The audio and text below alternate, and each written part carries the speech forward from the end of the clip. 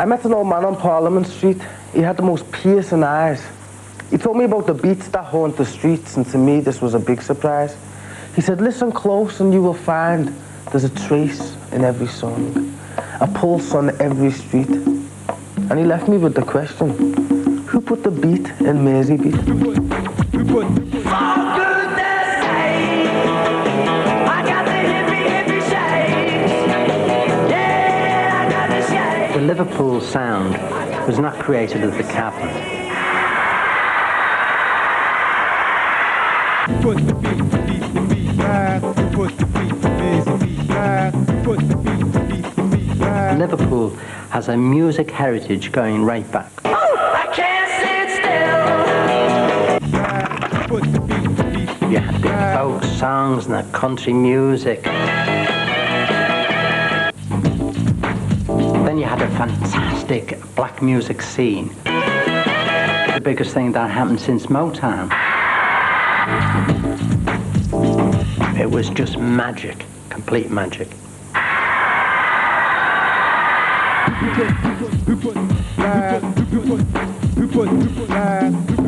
Hi guys.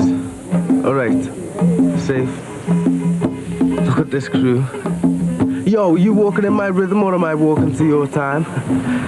And the music? Did you make it? Did you find it? Or did you bring it? Anyway, it's here.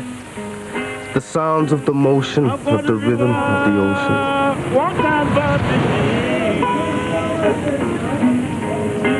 When the seamen come home, they used to buy some beer. To get guitars, and most of them houses had basements then, and that's why they call them cellar parties. And then they'd all sit around and play music. Well, my father played mandolin. They called him Jack Mando, and guitar. He was a beautiful man. And he didn't play English music, excuse me. He was a Muslim, my father. There's 3 table marks, I remember that. But he had people from other parts of the world with him. Like he sailed with Norwegian seamen, Irish guys, you know. And they'd all come and stay in my auntie's. And the music was there.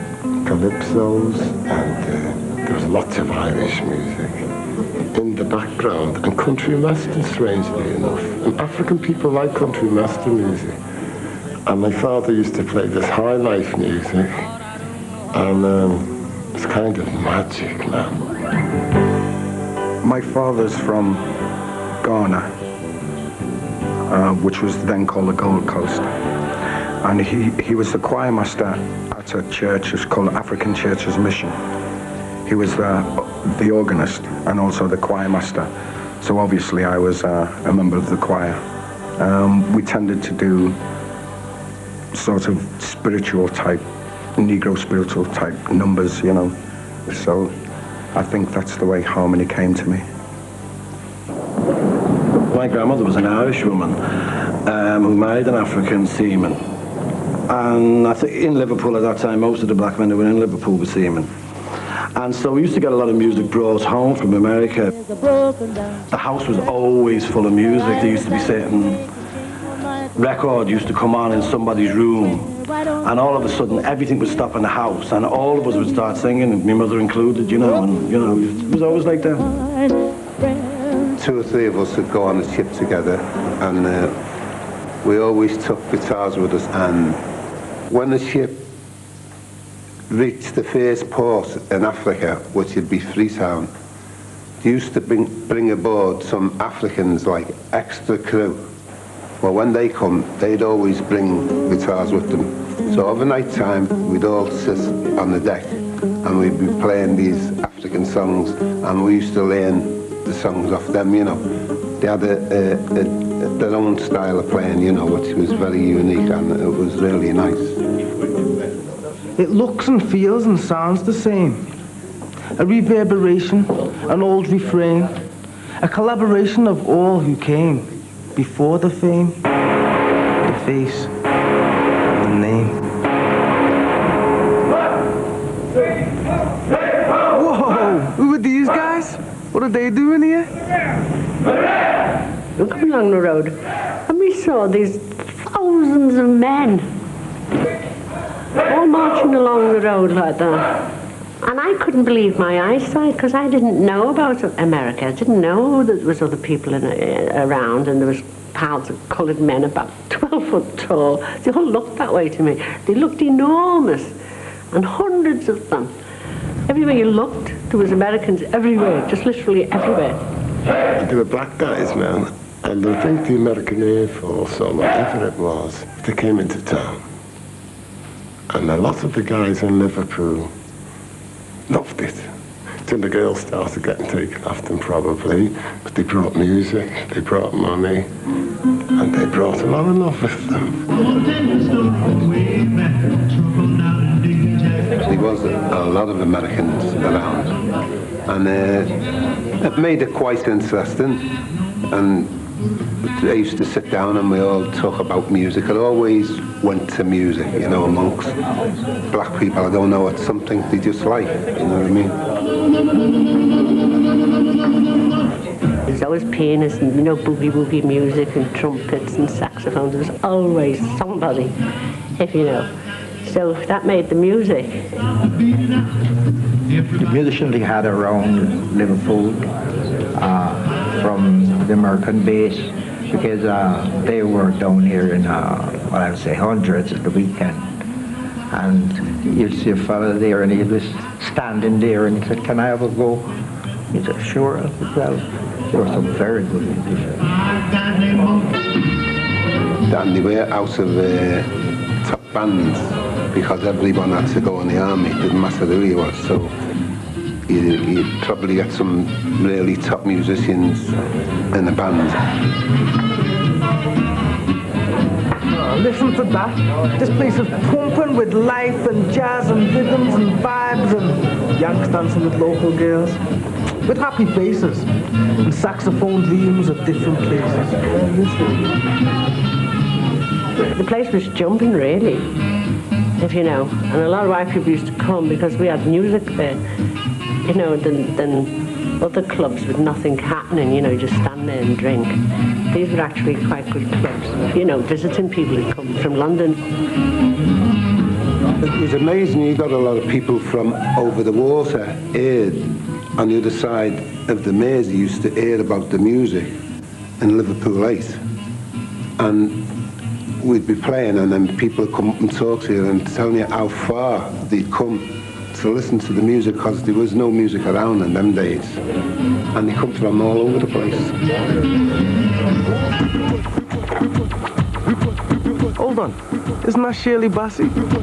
People from the north end of Liverpool were like teenagers, like myself, for instance, were told by various people of your family, don't go in the south end, don't go down Parliament Street, and don't go here, then, you know, like, they pinpointed, don't ever go down by the Rialto. Well, I went. Liverpool 8 was always the magnet type of thing. The club scene in Liverpool 8 was always a magnet thing. I should imagine like similar to like Harlem, you know, for people from all over the city. The south end of the city, I thought, was the instigator of all the clubs. The Palm Beach. Jokers. Palm Cove. And then there was the Nigeria Club. George Wilkie's. Parliament Street. And there was the Somali Club and the Polish Club, Palm Cove, the Beacon. God, there was hundreds of them, you know. And of course they all had their brand of music. African music. Caribbean music. Harmony, jazz, Calypsos. jive. Which again put a big influence on any up-and-coming musicians in the city. So out of that, if you can imagine this, you know, this big pot of boiling music, I think this is where the Liverpool sound, if want of a better thing, actually originated from. This sounds like the Liverpool sound, these jangling guitars. But who was the first to jangle? Give us a clue. I think Liverpool has influenced a lot of people of guitar playing, and I mean 3 guitars and drums, we had them in the early 50s, so that's going back a long time. So I think Liverpool did influence a lot of people with guitar music. And the other parts of the city, a lot of them people come up from the North End, so maybe a lot of people down there would also influence. I'll never know unless they come and tell us, but I'm sure they was. I knew Odie Taylor, like, you know, I was aware of Odie. I mean, Odie was looked at with reverence, you know, because Odie was a superb guitar player, you know. And wherever there was any little jazz clubs on or guitar clubs, you know, us budding country musicians would go along there and have a listen to them, and we'd have sits in with them, and we used to have a really, you could definitely call it a colourful band. I used to play good country music and all, you know, because then Odie and that, he could fit in right away, you know. There was a lot of good players around. You had Eddie Hamilton, you had Eddie Jenkins, and then you've also got Eddie's son, Charlie, who was a very good guitarist. So we all learned one another. I got it off the Jenkinses, and I passed it on to the other lads.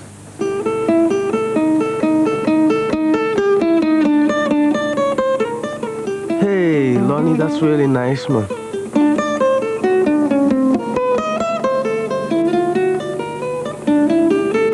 I heard about these guys playing in the White House, which was a pub in Duke Street.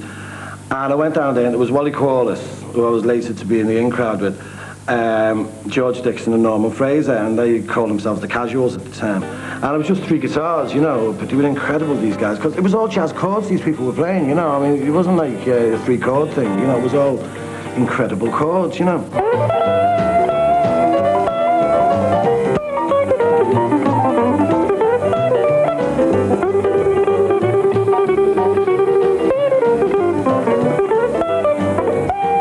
Every musician in Liverpool used to go to the White House.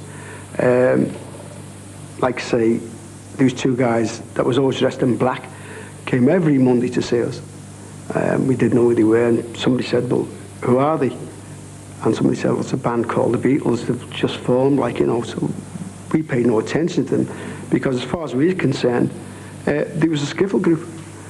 Oh, they could only play like 2 or 3 chords, where we was into multi-chords and augmented and God knows what, like, you know.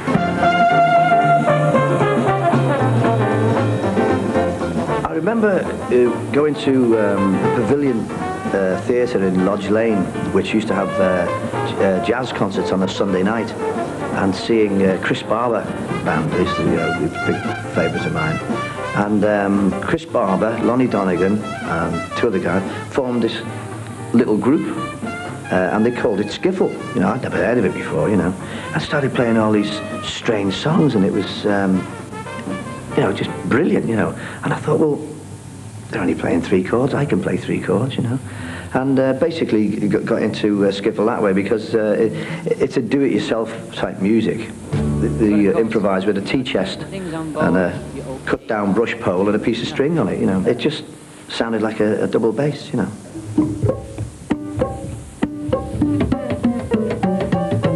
And then instead of having drums,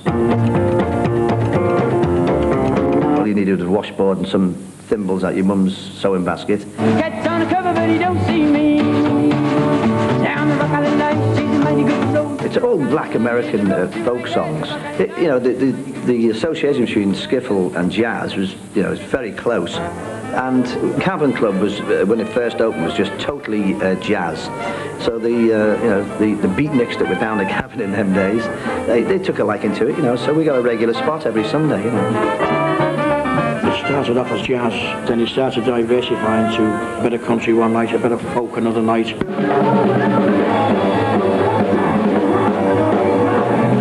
Walls of sound.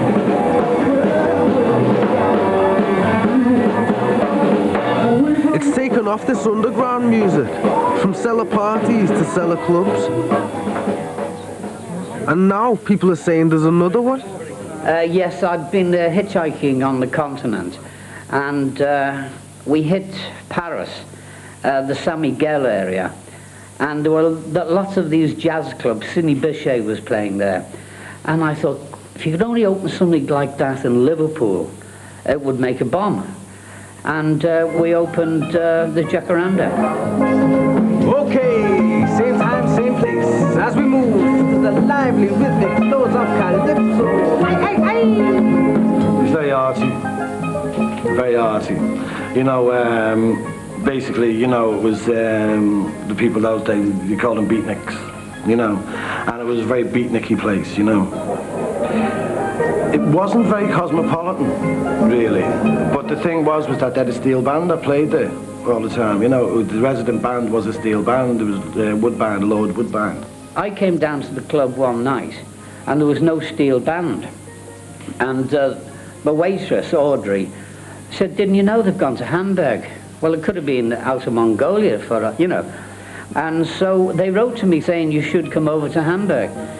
So I went with Woody, Lord Woodbine, and we went to this club called the Kaiser Keller, and there was an awful German band playing with no rhythm, just singing. I can still hear the guy singing "Tutti Frutti, oh Rudy," and the kids were bored.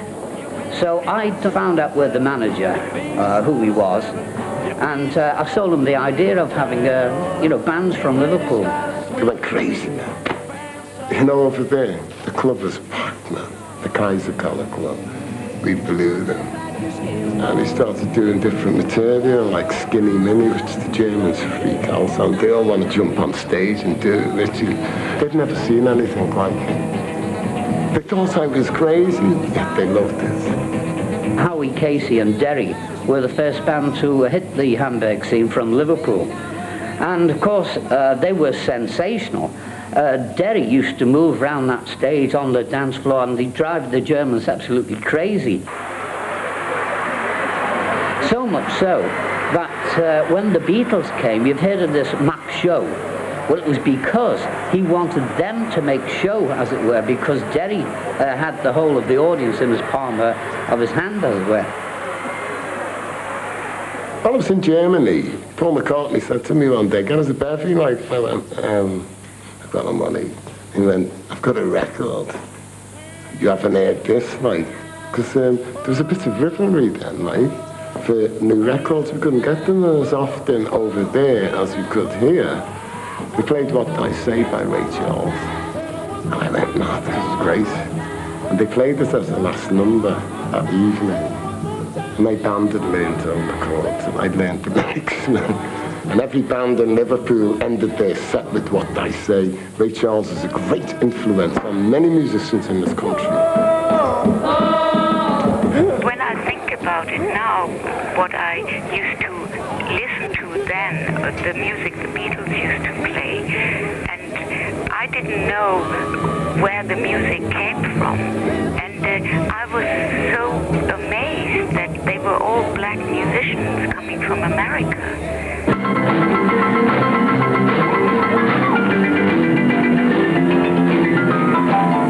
Go on, Richie. Let off.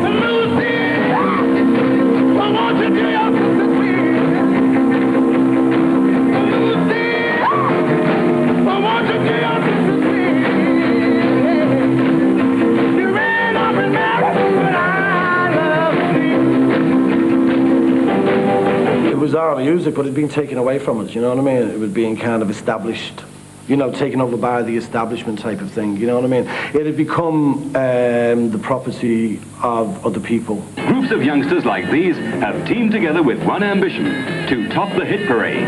Shake it up, baby, shake it up, baby. The groups were on every corner, every cellar club, every house. The whole city was throbbing with music. Nothing like it was happening anywhere else in the world. I got talking to John, and I was saying, "Oh, I've got a band, you know.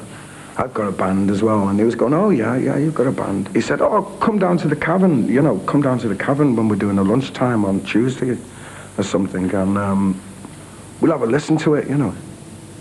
I received a phone call in the office from Bob Wooler. "Bill, you've got to get down the cavern. We've got this group called The Chance. They're absolutely fantastic."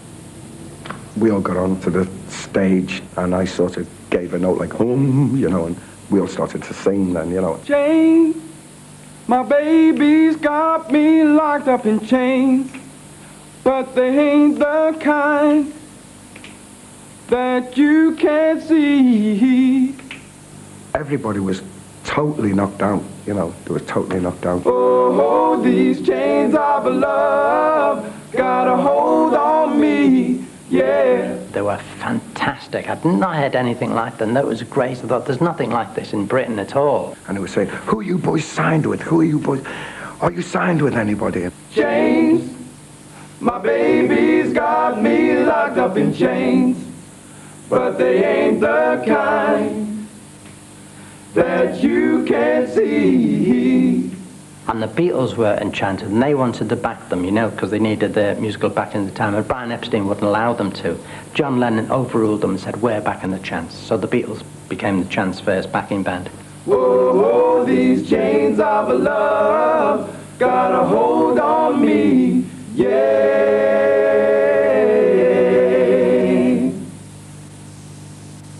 Eppie summonsed me, you know, to his office, and he said, look, I'd like to put you boys under contract and be your manager and all that, and signed it, you know. And it wasn't long after that that the Beatles made their first record.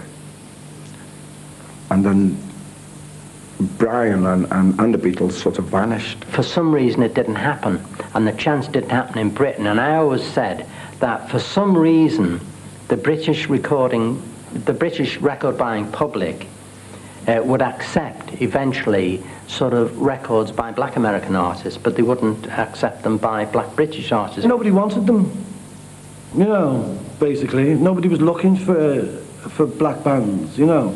I mean, it's never changed today. It's the same now. They're still looking for pretty white boy bands, you know.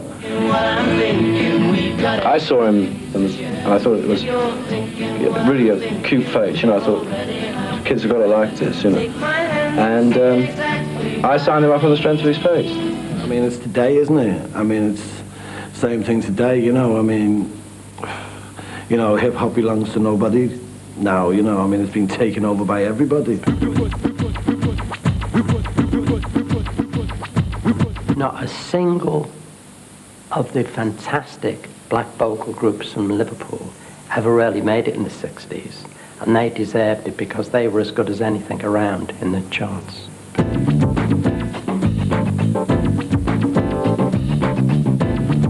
So there'll always be a smother of smoke burning somewhere. You know, you see a little spark of fire, and it will always flare up again. I'll be gone, and many of us will be gone, but it'll be this, for instance, like probably some lullaby or some little tale that your parents taught you when you was a boy that got away from you, but now and then it will come back to you. We took something to them which we gathered in our souls maybe from different parts of the world in Liverpool growing up as kids, and we started to share it with the world.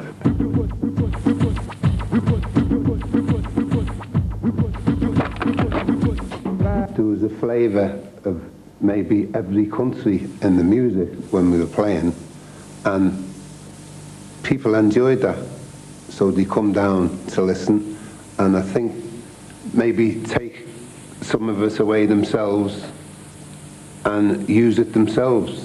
So I think that way we influenced a lot of people in Liverpool.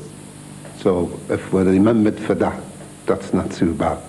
One day, I may be one of the older guys, and I may meet a youth who thinks there's nothing happening, but he wants to know the truth. I'll say, now I know the story, but it isn't yet complete. But the word on the street is we put the beat in Merseybeat.